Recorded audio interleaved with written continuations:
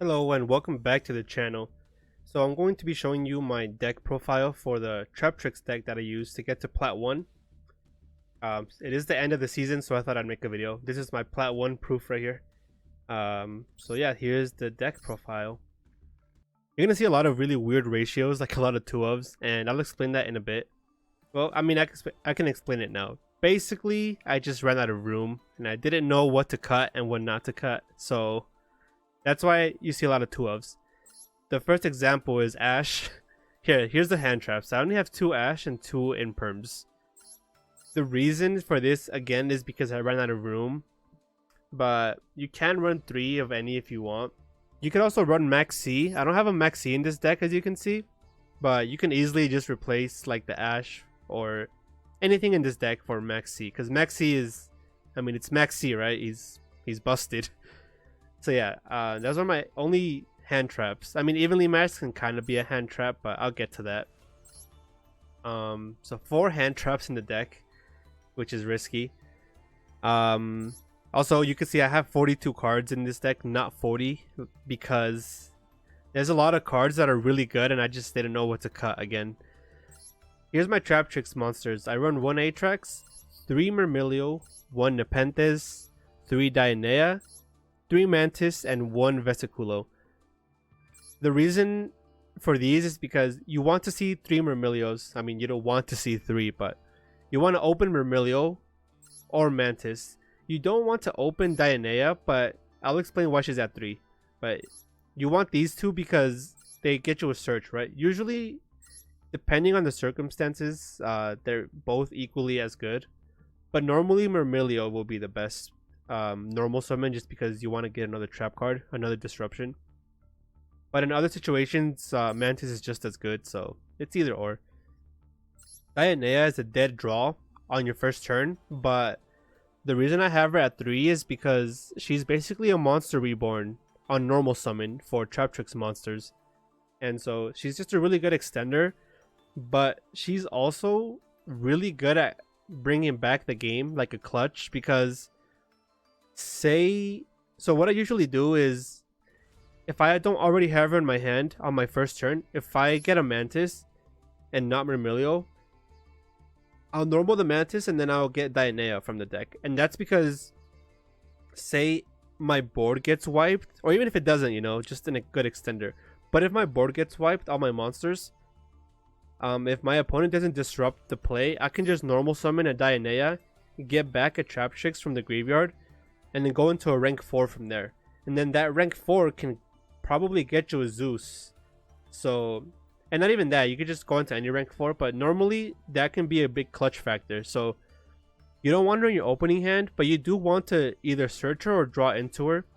And then that's always useful, you know, just always having a monster reborn it's never not a good thing. So that's why I run her at 3. But you can run her at 2. Some people do run her at 2. Sorry, but I think 3 is the correct number. 1 Vesiculo, she's not that great.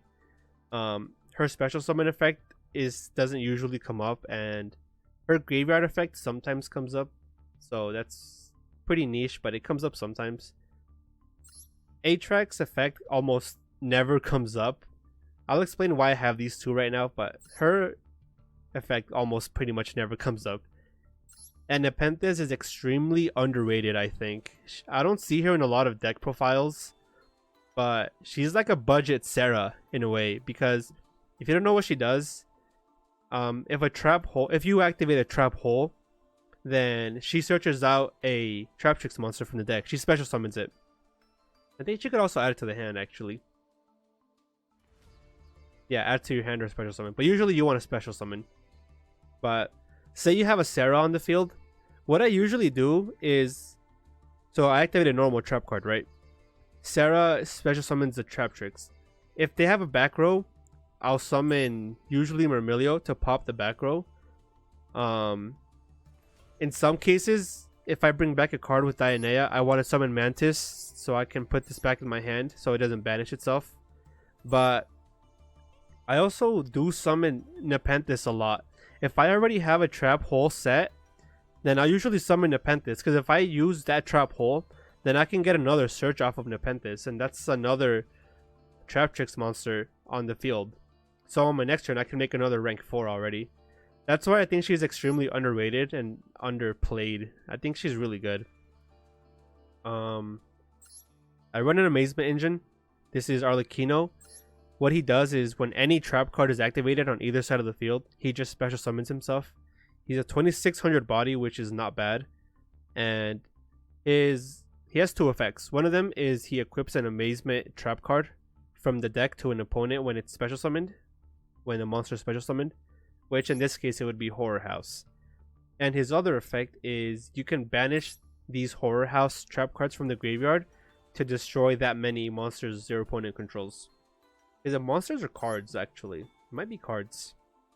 Let me just double check.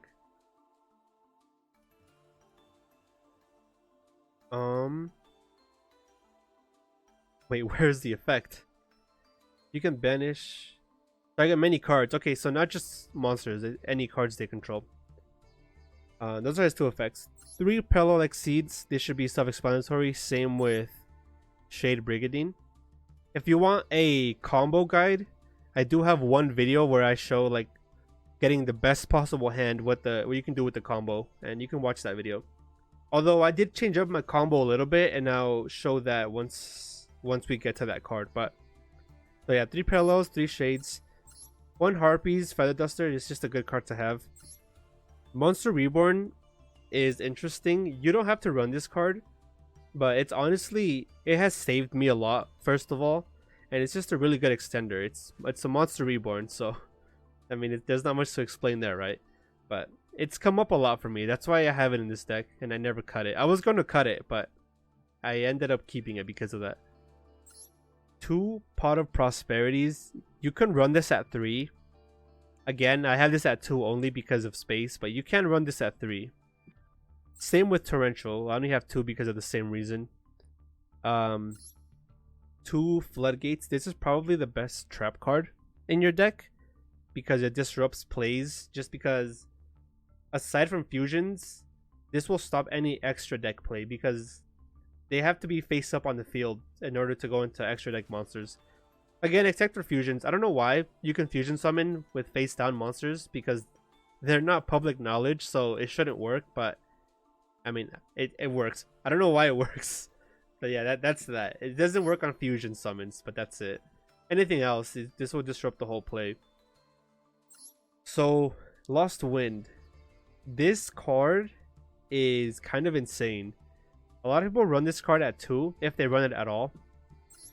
But I think the correct ratio is honestly 3 because, first of all, it negates a monster's effect on the field. A special summoned monster, not a normal summon. So that's the big downside to this. I mean, most monsters, like 90% of the monsters are going to be special summoned, but a really good example is Alistair is always a normal summon. So Lost Wind won't work on Alistair, which is really bad, but other than that, this card's always live. And the reason this card is really good is because, say you set up your board on your first turn, right? You set maybe 2, you set 1 trap hole, and then a Lost Wind. It's your opponent's turn. They open a Lightning Storm or a Harpies, and they destroy your back row. Well, if you have a Lost Wind and you have a Sarah, you could chain Lost Wind to the destruction of your trap cards and then target Sarah. And because she's not affected by trap effects, nothing happens, and then you get a free search off of Sarah. Not a search, but you get a free special summon off of Sarah because of that. And then, for example, if you special summon Myrmilio, then Myrmilio's effect activates. Even though there's nothing to target, Myrmilio's effect still activates, which I don't know. It's a good thing to know. I don't know if everybody knows that, but even if there's no targets, Myrmilio's effect will always activate, which is really good because that means Sarah's other effect will activate. And then you can set another trap card. So essentially it allows you to go plus even when it gets destroyed, right? If you can't do anything, if it's about to get destroyed and there's nothing else to target, you target Sarah and then you get 2 more cards back after that. And then apart from that, like I said, it's just a negate for a special summon monster, and then it negates the effect forever. It's not just for that turn, and it also halves their attack. So this card has saved me a lot, and I think it should be ran at 3. Evenly matched, it's weird having it at 1, but it's honestly kind of a brick if you open more than 1. And I also ran out of space, but I mean, it's worked out best for me at 1. I've never had a problem with it at 1, and then even when I have it at 1, it hasn't always came up, so that's why I think even at 1 it's pretty good. One network trap hole, you can replace this with bottomless. In fact, I might even replace it with bottomless myself, but the reason I was running it instead of bottomless is because this is non-destruction. It just banishes them. But to be honest, bottomless will probably be more useful than this. It comes up a lot more. Not everything is banished from the main deck, or I mean banished. Not everything is special summoned from the main deck or graveyard, and this doesn't work on extra deck monsters either, so it's probably just better to run bottomless. 2 infinite impermanence, like I said, weird ratios because not enough space. But a little neat combo, neat interaction is on your first turn, if you're going first. Actually, no, if you're going second, sorry. If you have Arlecchino in your hand and an imperm, if you imperm one of your opponent's monsters, then that's a free Arlecchino, you know, on your opponent's turn. So there's that. Gravedigger is also really good. You can run Gravedigger and Floodgate at 3. These are really good cards. This card stops hand traps, and also pretty much every deck has a graveyard effect, and then a lot of decks have hand effects. So that's why this card's pretty useful against every deck. And then Horror House. So what this does is when you equip it to your opponent's monster, it just Book of Moons them for that turn. And the other effect is so this has to be already set for the other effect. If this is already set and you have Arlecchino on the field, you just equip this to Arlecchino and then you negate a monster's effect for the turn. That's all that does, the other effect. And then now for the extra deck. So one Abyss Dweller. This card is like pretty much always live. Pretty much every deck has graveyard effects, so this completely stops those. And if you look at my combo video, I think I summoned a Time Thief in that video. But recently what I've been making is, so say you open like a Traptrix, just any Traptrix, a Shade, and a Pella Exceed. I will make a Sarah, a Rafflesia, and then an Abyss Dweller. That's my normal combo now. And it pretty much shuts down every deck when I do that, because Abyss Dweller is just shuts down the entire graveyard, and every deck has graveyard effects for the most part. 2 Rafflesias, you can run her at 1. In fact, you probably should. The only reason I have her at 2 is because I pulled 2 of her and I was too stubborn to not use both. But you only need 1 of her. You can replace this slot with anything else. One of these, I can't say that name. That's a weird word, but this spider has saved me a lot, and it has won me a lot of games. If you don't know what it does, it just banishes one of your opponent's monsters until their standby phase.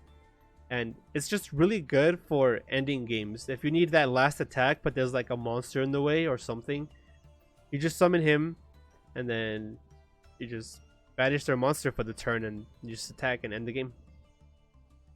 So that comes up a lot. It's also a good Zeus target if you want to make Zeus. Time Thief, just a good generic rank 4. Elemerus, you need 1 of. I don't know if I need to explain these or not, but she's just a good extender. Her other effect doesn't come up that much, but this other effect, the detach 2 to special summon, is just a good extender. 1 Zeus, every deck has a Zeus because it's Zeus. I don't need to explain Zeus. Link Spider for that weird interaction where you only open a Shade Brigandine and a Parallel Exceed. Sarah is probably the best card in your deck. She's insane. She gets you an insane amount of advantage. She's just actually insane. You need 3 of her. 1 Pentastag. This could be a flex spot. You don't need to run this, but I mean, it comes up once in a while. But yeah, it's just you can replace this with whatever you'd like. Geonator. So this card is interesting. I actually didn't know this card existed until recently, and ever since I added her into the deck, I've actually used her quite a bit. If you don't know what she does, her link arrows where they point, you can switch those monsters that are in those arrows. You can switch them, right? So you can switch one of your opponent's monsters with your monster. And the funny thing is, a lot of people tend to summon their boss monster in the middle monster zone. So you would summon this to the extra monster zone on the left side, and then if you have a monster, you could summon a monster to that other side, and then you could just switch them and take their boss monster. And it's really funny because usually when you do that, they just surrender. And yeah, she surprisingly won me multiple games with that. It's really weird. So I didn't think she would come up that much, but she has. So that's why I have her in here. One Cularia, you don't need any more of one. Actually, for all of the Traptrix extra deck monsters, you only need one of, except Sarah. But like, one Rafflesia is fine, one Alamuris, and one Cularia is fine. And then Axis Code, because it's Axis Code. He's just good. He's Axis Code. But yeah, this is pretty much my deck profile. There's a lot of flex spots like the Rafflesia. You could put this. You could put like maybe like a Nightmare Unicorn or just something else in general. Or replace some of the hand traps. You know, you can just edit this however you like. But this is what got me to Plat. This is what worked for me. So yeah, that's pretty much it. If you have any questions, just leave a comment. And if you like the video, don't forget to like and subscribe. And then that's pretty much it. See ya.